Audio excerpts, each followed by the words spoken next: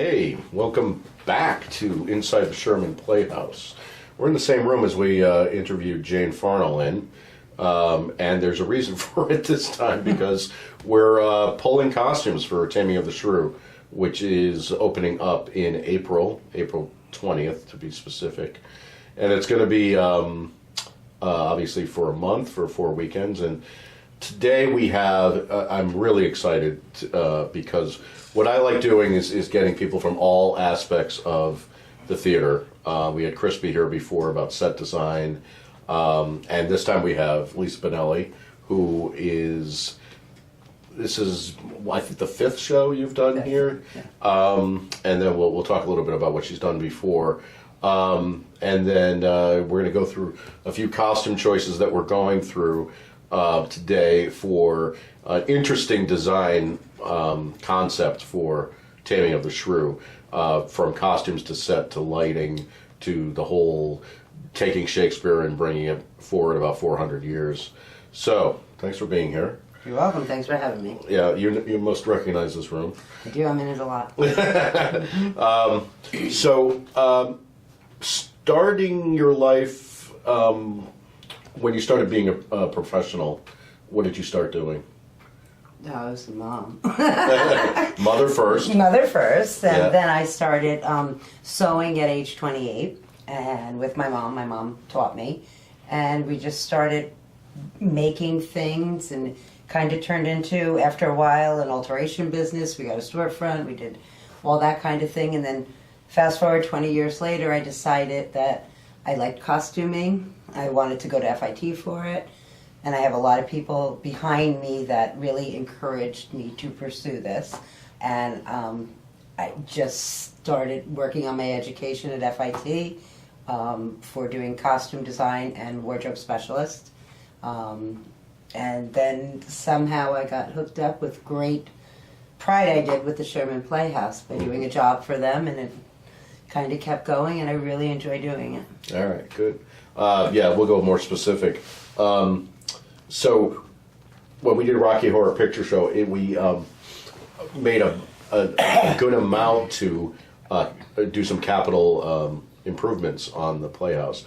And one thing people were really wanting was comfortable seating. And so we have the old church pews up there, and now we have wonderful cushions that are extremely beneficial for our bodies to be seating, and even with the directors and everybody else, we're very excited about that. So, and Lisa made them, and we got Catherine Almquist, who was on the board, said to somebody at Marblewood where she works, do you know anybody that's a seamstress? And Lisa just says yes over the phone because that's what she called me. Yeah. What she does. How hard were those?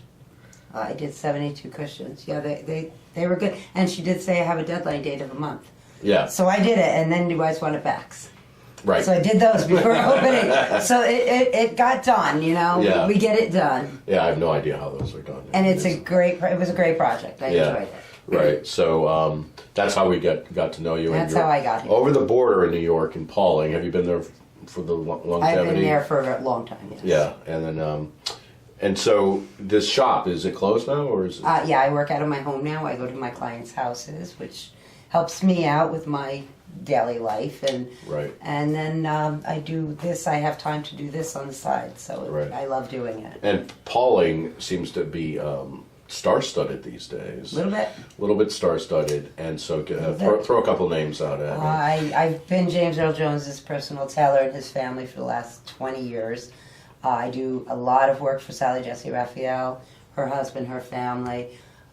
We do have some places like Daryl's house is there now with Daryl Hall, and we have a lot of different people that have been very good to me over the years, and I've helped them through what they needed. Right, And with the alterations. Alterations, tailoring, making whatever. So they may have a need. ball that they're going to, and Yes, absolutely. I do a lot of work for Victor Costa. He's a designer from maybe the 70s and 80s, and I do a lot of his wife's work, which is, she's a Houston elite, so I do a lot of big gowns, and I've done a lot of red carpet runway for CeCe Jones, which is James Earl's wife.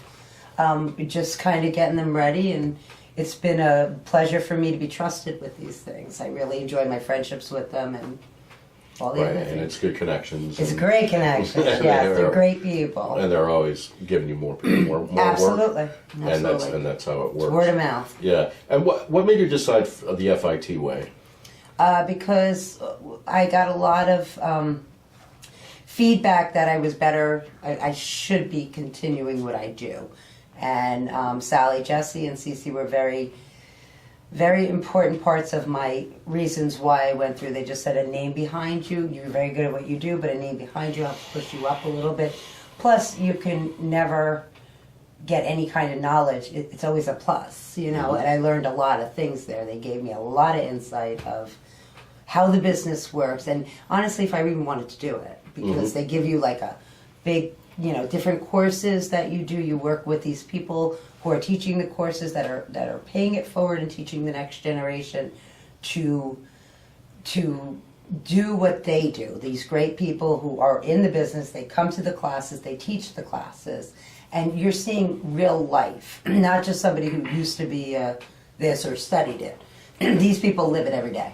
Right. So it's a great experience. Would you suggest it to a young customer coming out? Absolutely. Their whole program is wonderful. I would suggest going full-time. Right. 4 years, yeah. Right. And try to do it out of high school. Right. Because they do have, obviously, connections. And They keep you going. And they have a lot of connections in Fashion Week. And a lot of students go to those things. You know, they work them, you know. And it's wonderful. If you go, you can get into the business and what you want to do. Now, remind me, where's it located in the city? It's 28th and 7th Avenue. Okay, cool. You'll find it. We're plugging as we always do. What types of things have you learned that you can apply to, let's say, this playhouse? I learned how to, like I said, we have different courses for different things. Illustration we took, and you know, you learn to draw. I don't think I draw well, but they said it was okay. It was good. But to think that just because you want to be a fashion designer or a costume designer, you have to draw. You don't. You can get ideas from pictures. You can do paste boards. You could do, you know, your storyboard is what you want. You read your play. You know, they really taught you how to get into the character. Get the actor ready to be that character, not to just, you know, that's your job. You have to get, the actor has to learn the lines, but you have to put them into the mindset of being the character.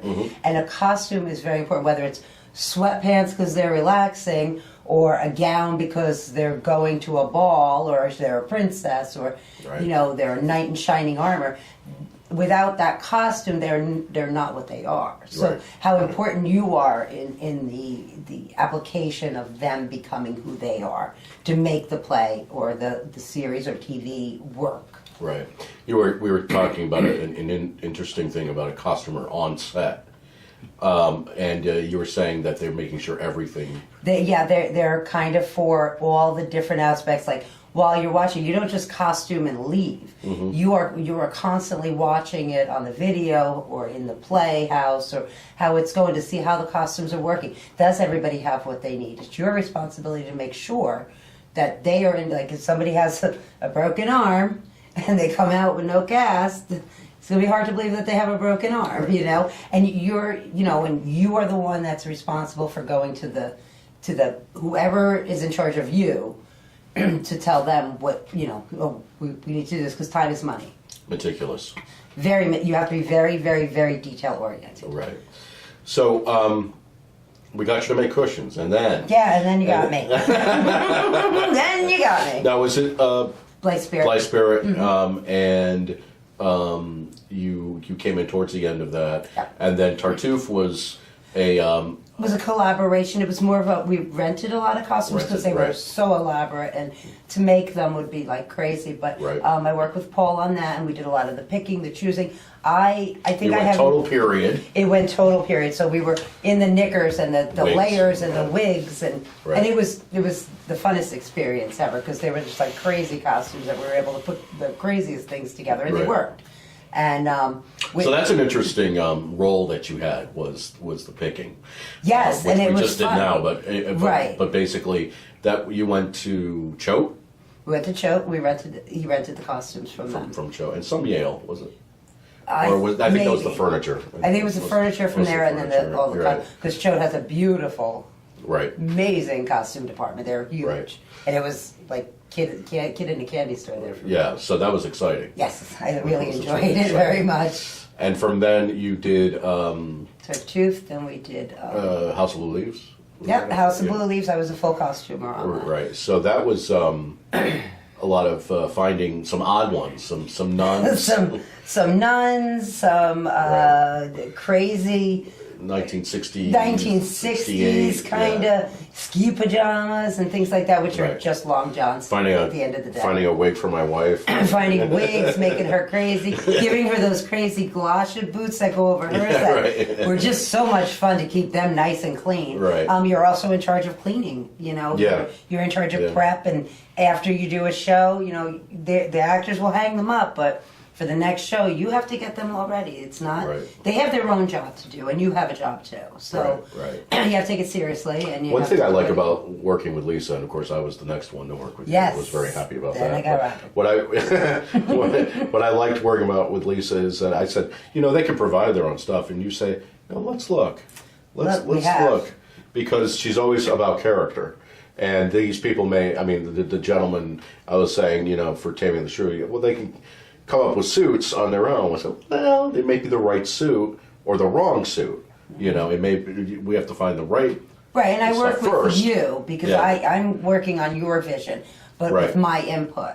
Absolutely, like I said, yeah. a lot of things. Robin looks at me, goes, "Does that go together?" And I go, "Well, let's see." And he'll say to me, Yeah. "You know, oh wow, I would never have put those colors together." Oh my God! And some colors I can't stand, and then she makes them look great.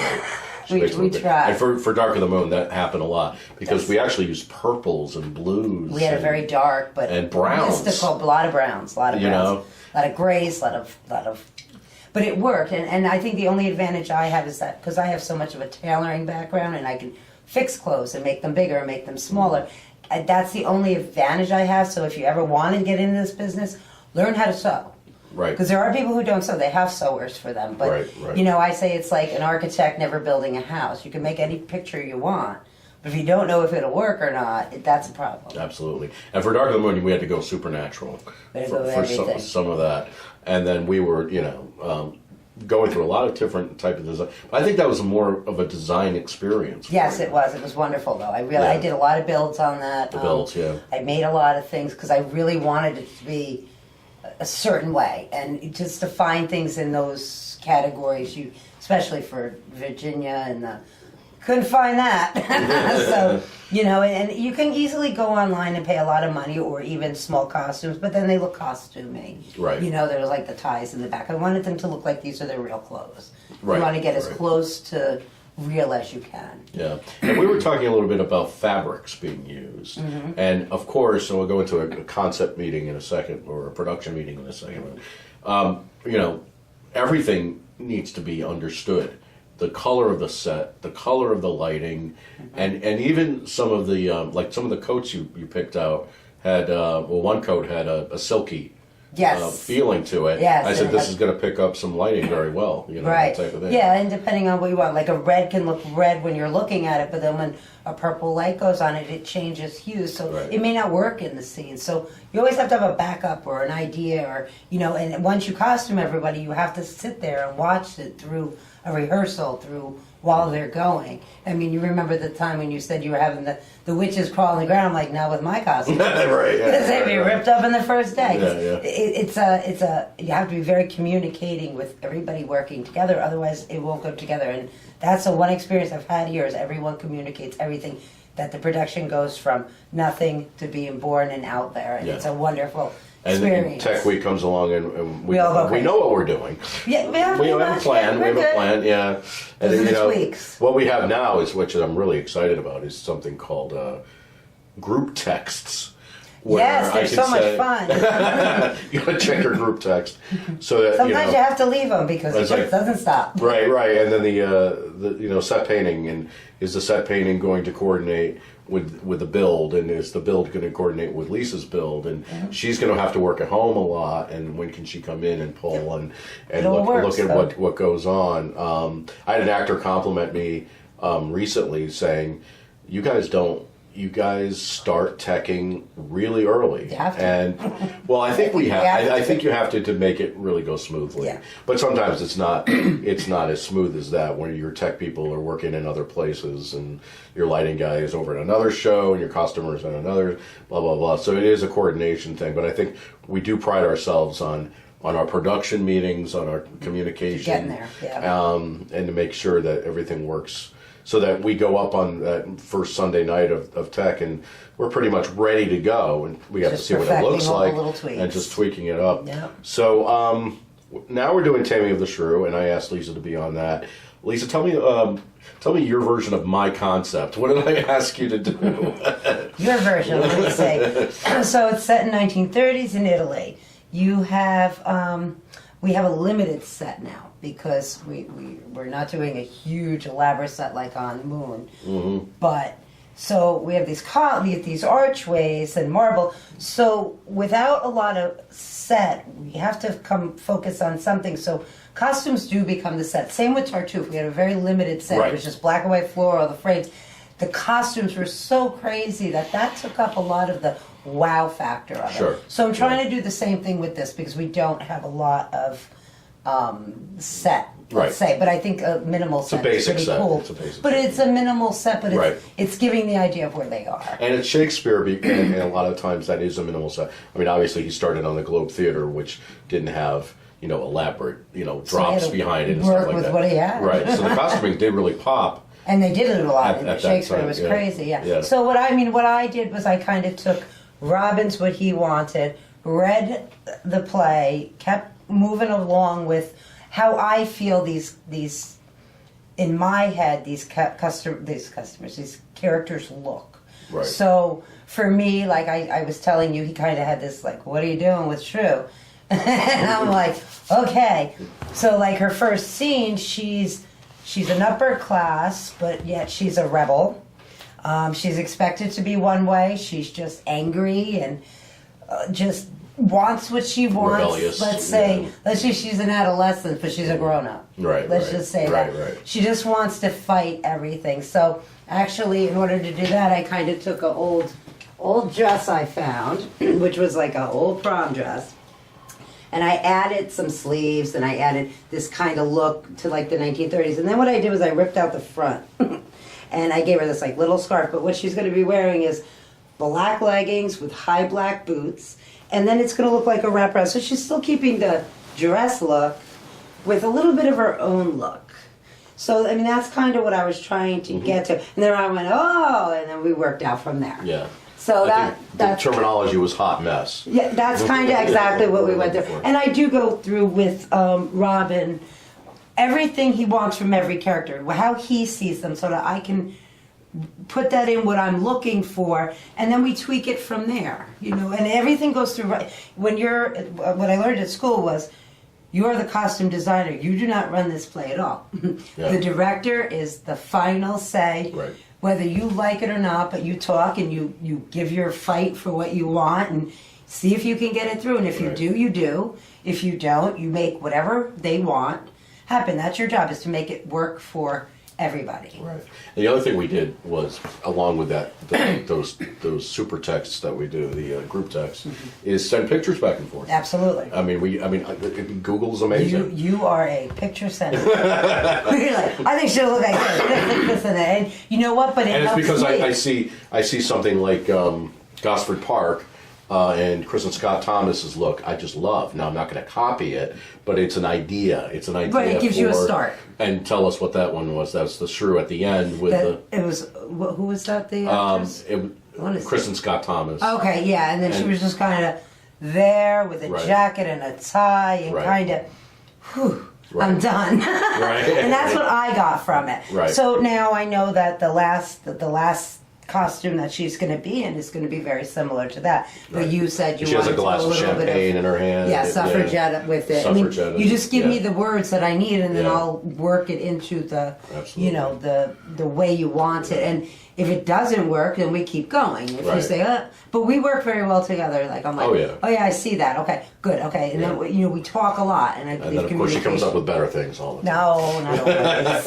I was like, yeah, that's what I wanted, probably tonight, when I think about it. Yeah, yeah. In the future. So I mean, and let's talk about the guy. Well, we can finish. the color schemes, like just color to keep schemes, this yeah. color. Like when these two are together, I went with a pink and a brown. This is Bianca. This is Bianca. They're going who's to be her having a conversation. better sister. The nicer sister. The nicer sister. So and This is what I was saying about picking up the light, and it picks up a beautiful light. and And you got the same kind of thing here. Right. So when they're on Fabric. stage, everyone pretty much is, I want to say, like smooth. Like there's no, like if I wanted somebody to pop, they'd pop. Jarring out, yeah. Right, but right now, like this is a crazy dress, but it's still muted enough to her to be with this whole. I mean, otherwise I put her in red, but we're not doing that. Right, so right. We're just and costuming for community theater and things like that. It's hard because there's very little money. Right. And you have to be very, very creative because Right. thrift stores and people who will lend or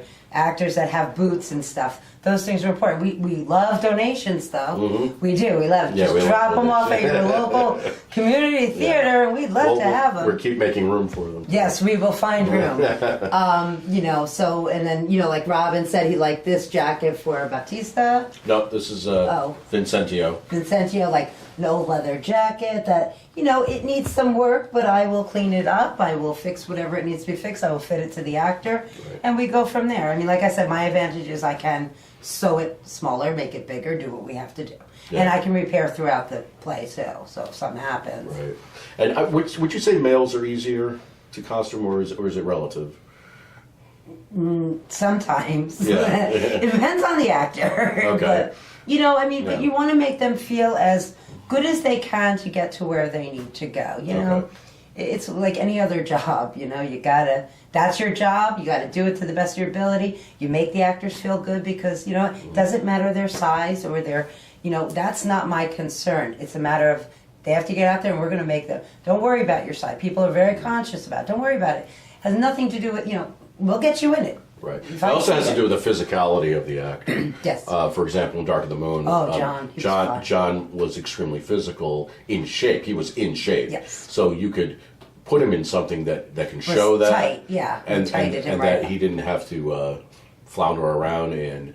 And the shrew, the first shrew costume, Right. she's got to be commanding in her gait. I was just talking to you about the Yeah. way she walks. Yeah, and we were talking about the stomping wedding and- scene. Yeah. I was like, oh, good, a big dress, so she can pick it up and like walk off the Right, stage. right, To so- kind of give, the costume's going to give her more to work with, to Right. make it more dramatic or make it funny or make it whatever it is. So I Right. think that's a great thing. character. And then guys are going to do a lot of suits. Yep, because that's what men wear. Right. And then what we do is rehearsal costuming, which means the girls should come to rehearsal in their own skirts Their own because they're going to be shoes. working, and their own shoes because they're going to be working. And I tell the guys too, try not jeans, please.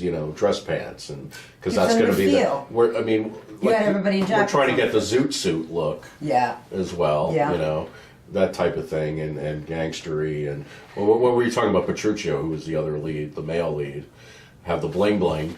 Oh, we're going to bling him up. He's Bling him going to up. be an Sort- Italian Guido. It's sort of a Tony Soprano. Yeah, type kind of of that guy. look. And we use a lot of other actors to kind of give us an idea of, like, when we're talking, so it's, oh, you remember that guy in that film who was like Tony Soprano or this Right. person, that, and it helps with the visualization of what we need to do. So we have to take it from paper and put it in 3D on the stage so we can look at it and enjoy it. Right. You know? And the thing about Shakespeare, basically, is, and we just did a Shakespeare production of scenes. Which was very good by Well, Robert. thank you. Yeah. Oh, by I JCC. didn't write it. No, I put it together. Anyway, and Lisa came to see it because I think you were trying to get an idea of what the language was about and stuff Yes, like that. well, research helps. Yeah, research, and then and I put them in basic suits and And it was mo- actually modern- very good. It was modern stuff, and so it was able to be done, in that way. So she's like, okay, we don't have to do pantaloons. No, we we don't don't have to do stockings, and Right. the guys were happy about that. We've put them in them before. They Yeah, haven't right. been happy No, about that. I wasn't happy about it. Yeah, oh yeah, that's right. We're putting the stockings too. Yeah, absolutely. it's not the Renaissance, which are beautiful costumes. They're gorgeous. And I'll tell you, I would love to do this in a Renaissance costume, but my God, it's We'll expensive. be needing more donations. We'll be needing more. Buy donations. your pass, yearly pass. Yeah, because that's amazing. And we did spend a lot on Tartuffe, but that was the It was show. worth it. It was That's really the show. good, though. I mean, Moliere is costuming. I mean, a lot of it, is the way it looks. Mm-hmm. So there will be some future shows, which we don't talk about now to make you crazy. I know one. And then, for the season coming up, and so it's going to be great. Thank you for stopping by. Anytime. I had to be here anyway. That's right. She's on the clock. And we'll see you, hopefully, come to the Shrew opening or any of the other weekends starting April 20th. And you get your information at shermanplayers.org. Thanks for coming into our little house here. Thank you. Bye.